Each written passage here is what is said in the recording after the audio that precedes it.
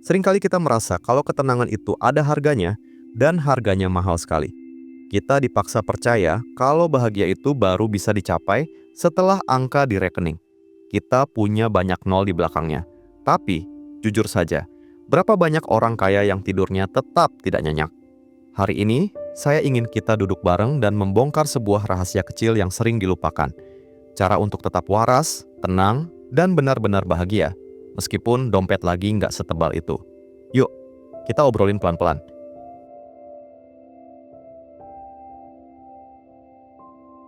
Langkah pertama untuk merasa tenang sebenarnya bukan tentang seberapa keras kita mencari tambahan uang, melainkan seberapa berani kita memangkas ekspektasi yang selama ini mencekik leher. Seringkali, sumber stres terbesar kita bukan berasal dari dompet yang kosong, tapi dari keinginan yang terlalu dipaksakan agar kita terlihat setara dengan standar orang lain. Kita merasa gagal hanya karena belum bisa membeli apa yang dunia katakan wajib punya. Padahal standar itu seringkali hanya fata morgana yang diciptakan oleh industri. Berdamai dengan kondisi saat ini bukan berarti kita menyerah pada nasib atau kehilangan ambisi untuk maju. Sebaliknya, ini adalah tindakan penuh kasih sayang kepada diri sendiri untuk memberikan ruang napas agar dada tidak lagi terasa sesak oleh beban yang tidak perlu. Saat kita berhenti menyiksa diri dengan kata "seharusnya", kita baru bisa melihat bahwa apa yang kita miliki sekarang sebenarnya sudah cukup untuk memulai langkah kecil menuju kebahagiaan yang lebih nyata dan jujur. Coba sesekali kita letakkan ponsel dan perhatikan sekeliling dengan mata yang lebih jernih. Banyak dari kita yang menderita secara mental hanya karena terjebak dalam permainan perbandingan yang tidak adil. Membandingkan bab dalam hidup kita yang sedang berantakan dengan sampul luar. Hidup orang lain yang tampak berkilau di media sosial. Kita sering lupa bahwa apa yang ditampilkan di layar hanyalah potongan momen terbaik, sementara perjuangan di baliknya sengaja disembunyikan agar terlihat sempurna. Terjebak dalam perbandingan seperti itu adalah perlombaan melelahkan yang tidak akan pernah menemukan garis finish. Selalu akan ada orang yang lebih kaya, lebih sukses, atau lebih beruntung dari kita jika ukurannya hanya materi. Jika kita terus menjadikan pencapaian orang lain sebagai tolak ukur kebahagiaan sendiri, kita hanya akan menjadi penonton bagi hidup orang lain sambil terus merasa kurang dan tertinggal di belakang, tanpa pernah benar-benar menikmati langkah kita sendiri. Kalau kita terus-terusan berlari mengejar bayang-bayang dari apa yang dimiliki orang lain, secara tidak sadar, kita sedang membuang-buang waktu yang seharusnya bisa digunakan untuk menikmati apa yang sudah ada di genggaman. Ketenangan sejati itu tidak datang saat semua keinginan kita terpenuhi, tapi saat kita memiliki kesadaran untuk berhenti sejenak dan mensyukuri hal-hal sederhana yang selama ini luput dari perhatian karena mata kita terlalu jauh memandang ke depan. Hidup yang tenang dimulai pada saat yang sangat krusial, yaitu ketika kita dengan tegas berani berkata kepada diri sendiri, "Oke, kondisi saya segini dulu dan ini cukup untuk membuat saya bertahan hari ini." Dengan menerima batasan tersebut, kita justru mendapatkan kemerdekaan yang luar biasa. Kita tidak lagi dikejar-kejar oleh rasa cemas akan masa depan atau penyesalan akan masa lalu, melainkan benar-benar hadir sepenuhnya di masa sekarang dengan hati yang lapang.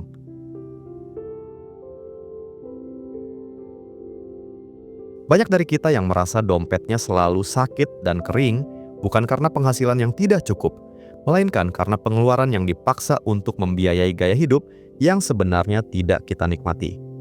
Gengsi adalah jenis makanan paling mahal di dunia yang pernah diciptakan manusia. Dia tidak pernah benar-benar memberikan rasa kenyang di perut, melainkan justru menciptakan rasa lapar yang abadi dan rasa haus yang tidak ada habisnya akan pengakuan dari orang lain. Kita sering terjebak membeli barang-barang mahal hanya untuk membuat orang yang bahkan tidak kita sukai merasa terkesan. Padahal, pengakuan itu sifatnya sementara dan tidak akan pernah menambah nilai sejati di dalam diri kita. Menghabiskan energi dan uang demi gengsi hanya akan membuat kita lelah secara mental, karena kita selalu merasa harus terus berakting menjadi seseorang yang lebih sukses dari kenyataan yang ada. Coba ambil waktu sejenak di akhir pekan ini untuk duduk tenang dan mengecek kembali daftar pengeluaran kita selama 1 bulan terakhir. Tanyakan pada diri sendiri dengan jujur. Berapa banyak dari uang itu yang keluar untuk memenuhi kebutuhan dasar agar kita bisa bertahan hidup dengan layak? Dan berapa banyak yang menguap begitu saja hanya agar kita tidak dianggap ketinggalan zaman oleh teman tongkrongan atau tetangga sebelah rumah? Seringkali, kita menemukan fakta yang pahit, bahwa sebagian besar jerih payah kita habis untuk hal-hal yang sebenarnya tidak menambah kualitas hidup kita sama sekali. Kita membeli tren yang akan basi dalam 3 bulan, atau membayar cicilan untuk sesuatu yang hanya kita gunakan sesekali demi status sosial.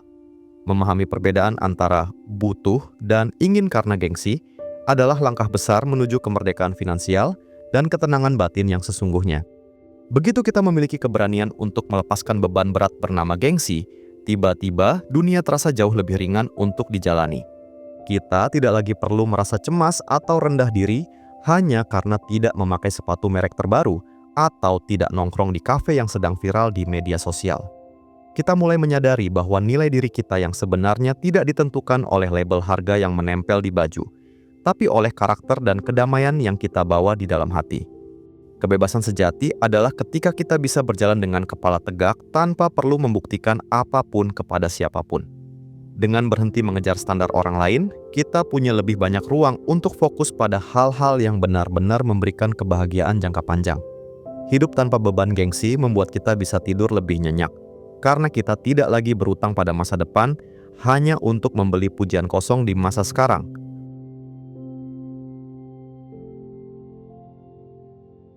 Pernahkah kamu benar-benar berhenti sejenak hanya untuk merasakan uap hangat dari segelas teh di sore hari saat hujan turun? Atau mungkin sekadar berjalan kaki santai di taman kota tanpa terus-menerus mengecek notifikasi ponsel karena cemas soal cicilan yang belum lunas? Kita sering lupa bahwa ini adalah bentuk kemewahan yang sebenarnya, sebuah kemewahan yang gratis dan tersedia bagi siapa saja. Namun, seringkali kita lewatkan karena pikiran kita terlalu bising mengejar angka-angka di atas kertas.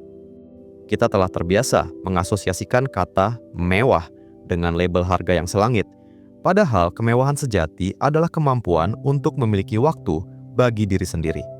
Ketenangan yang muncul saat kita bisa menikmati momen tanpa tekanan untuk menjadi sesuatu atau seseorang adalah harta yang tidak bisa dibeli. Saat kita mulai menurunkan standar kemewahan dari materi ke rasa, kita akan menyadari betapa kayanya hidup kita selama ini. Kebahagiaan itu sebenarnya adalah masalah sensorik dan kedekatan emosional, bukan sekadar masalah nominal di buku tabungan. Rasa masakan ibu yang penuh kasih, ledakan tawa, bersama teman lama yang sudah tahu baik buruknya kita, atau sesederhana bisa tidur nyenyak tanpa beban pikiran di kepala adalah puncak dari kualitas hidup yang paling hakiki. Hal-hal ini seringkali kita anggap remeh karena sifatnya yang tidak bisa dipamerkan di media sosial. Padahal inilah yang memberi nutrisi pada jiwa kita. Jika kita hanya mengejar angka, kita mungkin akan sampai di puncak, tapi dengan hati yang kering dan hampa. Kualitas hidup yang sebenarnya diukur dari seberapa sering kita merasa hidup dalam keseharian kita, bukan dari seberapa banyak barang yang kita tumpuk di gudang.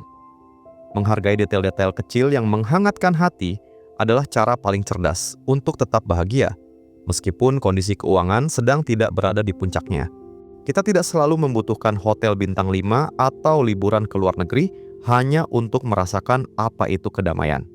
Kadang-kadang, sebuah pojokan kamar yang bersih, ditemani satu buku bacaan yang bagus dan pencahayaan yang pas, sudah lebih dari cukup untuk menenangkan badai yang sedang berkecamuk di dalam kepala kita. Kedamaian adalah sesuatu yang kita ciptakan dari dalam lingkungan terkecil kita, bukan sesuatu yang harus kita datangi dengan biaya yang mahal. Membuat ruang pribadi yang nyaman dan tenang adalah investasi terbaik untuk kesehatan mental kita. Di sana, kita bisa menjadi diri sendiri sepenuhnya, tanpa perlu memakai topeng sosial. Saat kita mampu menemukan kepuasan dalam kesederhanaan di rumah sendiri, kita tidak akan lagi merasa haus untuk terus mencari pelarian keluar yang hanya akan menguras kantong dan energi kita tanpa henti.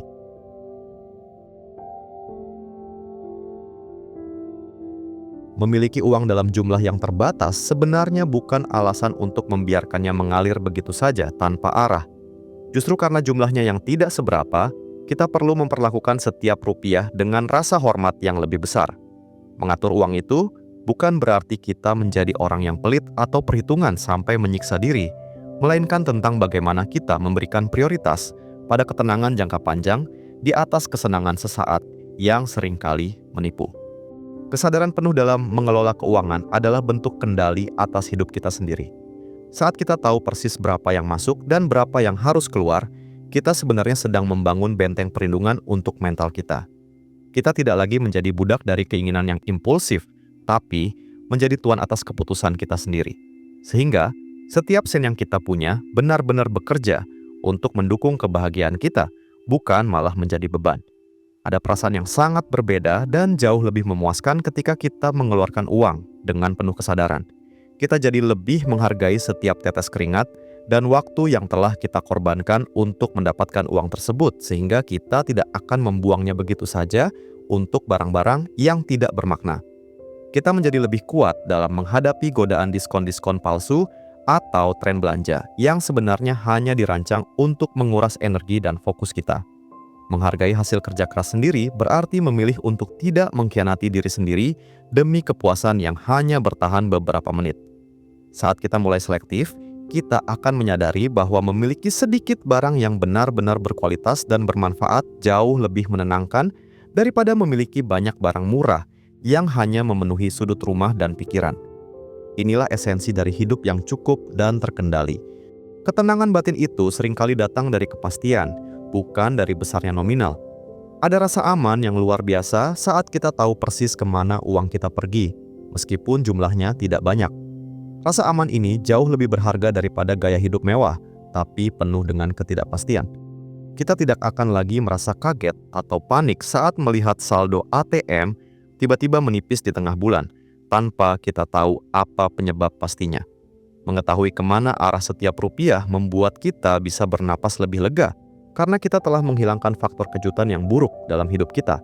Dengan perencanaan yang jujur, kita bisa tidur lebih nyenyak karena tidak ada lagi tagihan tersembunyi atau pengeluaran gelap yang menghantui pikiran. Kedamaian finansial bukan tentang menjadi kaya raya, tapi tentang tidak adanya kekacauan dalam cara kita mengelola apa yang kita miliki saat ini.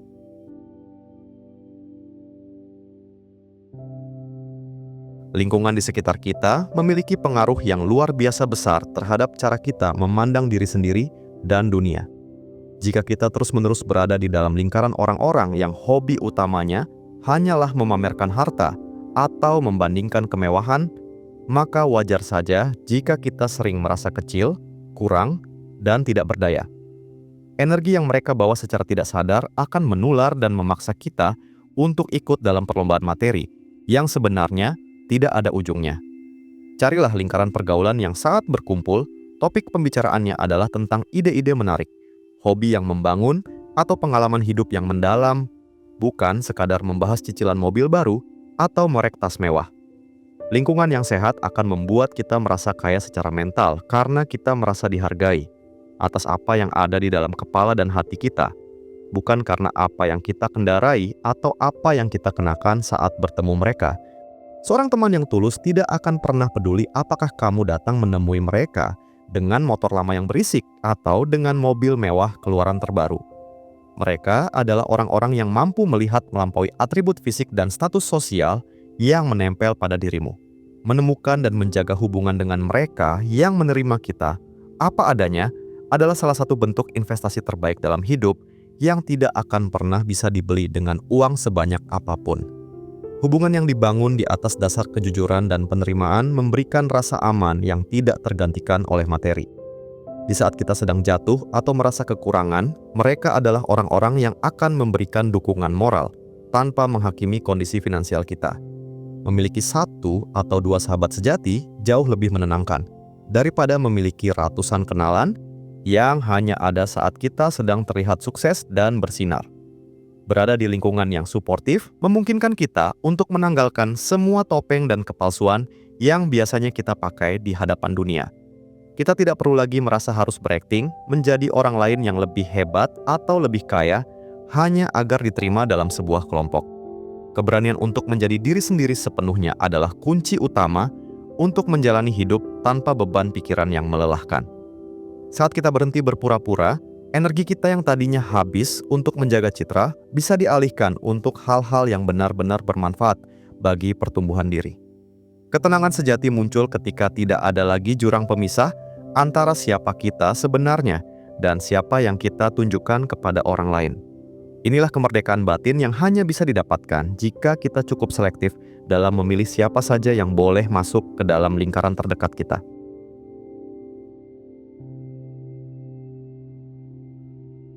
Uang bisa saja hilang dalam semalam karena inflasi atau kebutuhan mendadak.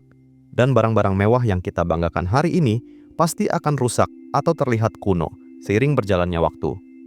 Namun, ada satu hal yang nilainya tidak akan pernah turun dan tidak bisa dicuri oleh siapapun, yaitu keahlian serta pengetahuan yang melekat di dalam diri kita. Daripada menghabiskan energi untuk terus menambah koleksi barang di gudang, jauh lebih bijak jika kita menginvestasikan waktu untuk mempelajari hal baru yang membuat kita merasa lebih berdaya. Investasi pada diri sendiri adalah cara paling cerdas untuk mengamankan masa depan sekaligus menjaga kewarasan. Saat kita fokus meningkatkan kualitas otak dan keterampilan tangan, kita sebenarnya sedang membangun aset yang akan terus memberikan imbal balik seumur hidup. Rasa puas yang muncul setelah kita berhasil menguasai sebuah bidang baru jauh lebih mendalam dan tahan lama dibandingkan rasa senang sesaat setelah menggesek kartu kredit untuk membeli barang bermerek. Ketika kita memiliki sebuah keahlian yang ditekuni atau hobi yang dijalani dengan serius, rasa percaya diri kita akan mulai tumbuh secara alami dari dalam, bukan karena tempelan atribut dari luar. Kita mulai merasa berharga bukan karena apa yang kita pakai di badan atau apa yang orang lain katakan tentang kita, melainkan karena apa yang kita mampu lakukan dan pengetahuan apa yang kita miliki untuk dibagikan kepada dunia. Ini adalah fondasi harga diri yang paling kokoh. Kepercayaan diri yang lahir dari kompetensi tidak akan mudah goyah, meskipun kondisi ekonomi sedang naik turun. Kita tidak lagi merasa perlu berteriak untuk mencari perhatian atau validasi, karena kemampuan kita sudah berbicara dengan sendirinya. Saat kita tahu bahwa kita memiliki isi yang berkualitas, kita akan tetap merasa tenang dan berwibawa meskipun hanya tampil dengan pakaian yang paling sederhana sekalipun. Kebahagiaan yang bersumber dari pencapaian diri, sekecil apapun itu, memiliki akar yang jauh lebih kuat dan awet daripada kegembiraan impulsif setelah belanja barang branded. Kesenangan setelah membeli barang baru biasanya hanya bertahan 1 atau 2 minggu sebelum akhirnya kita merasa bosan dan mulai melirik model terbaru lainnya. Itu adalah siklus candu yang hanya akan membuat dompet kita kosong dan hati kita tetap merasa lapar. Sebaliknya, rasa bangga karena berhasil menyelesaikan sebuah tantangan atau mempelajari bahasa baru akan memberikan kepuasan batin yang terus menetap. Pencapaian ini menjadi bagian dari identitas kita yang permanen dan memberikan makna pada hari-hari yang kita jalani. Dengan mengalihkan fokus dari memiliki menjadi, kita sebenarnya sedang memutus rantai konsumerisme yang melelahkan dan mulai meniti jalan menuju kebahagiaan yang jauh lebih stabil.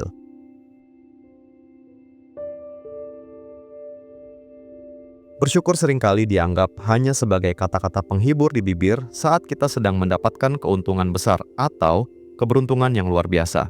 Namun, syukur yang sebenarnya justru diuji saat kondisi kita sedang biasa-biasa saja, atau bahkan saat kita sedang merasa sangat sulit dan terjepit oleh keadaan.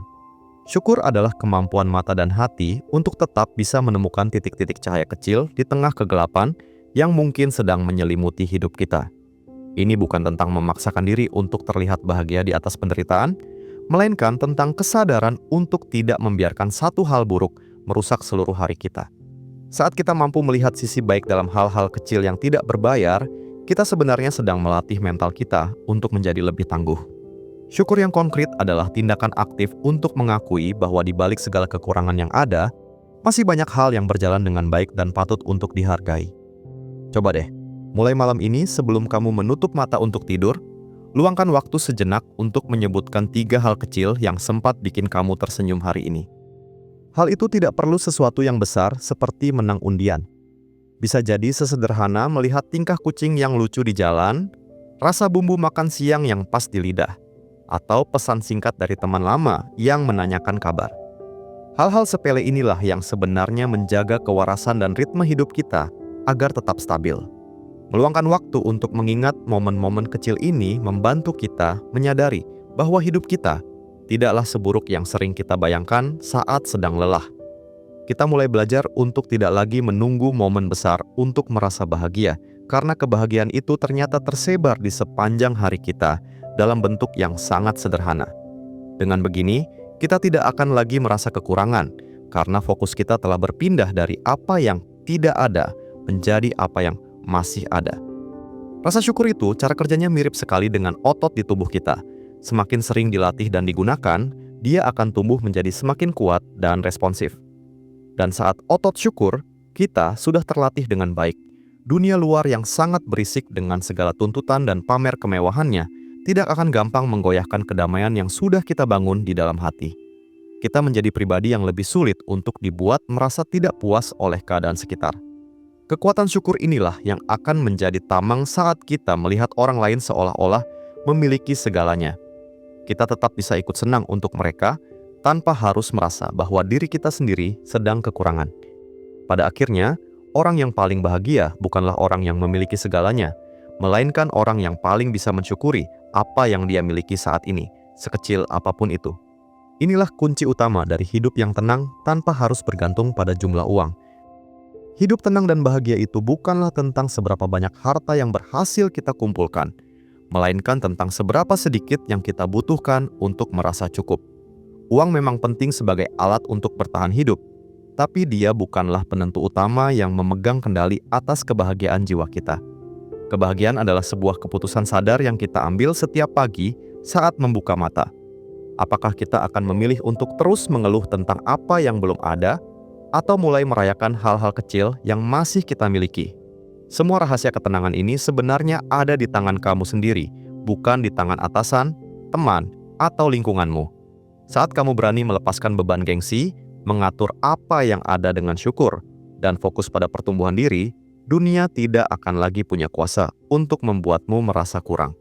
Ingatlah bahwa kamu berhak bahagia hari ini, di detik ini juga, tanpa harus menunggu saldo rekeningmu berubah menjadi angka tertentu. Karena hidup yang sebenarnya terjadi sekarang, bukan nanti saat kamu sudah kaya raya. Kalau obrolan kita hari ini sedikit banyak membantu kamu merasa lebih ringan, jangan ragu untuk menekan tombol subscribe dan nyalakan loncengnya. Mari kita bangun komunitas yang lebih menghargai ketenangan daripada sekadar pamer kemewahan. Saya juga penasaran banget, apa satu hal kecil yang bikin kamu merasa cukup dan bahagia hari ini, meskipun lagi nggak pegang banyak uang? Tulis di kolom komentar ya, karena cerita jujur kamu mungkin bisa jadi penguat buat teman-teman lain yang sedang merasa lelah di luar sana. Sampai jumpa di video berikutnya, dan jangan lupa untuk tetap bernapas dengan tenang hari ini.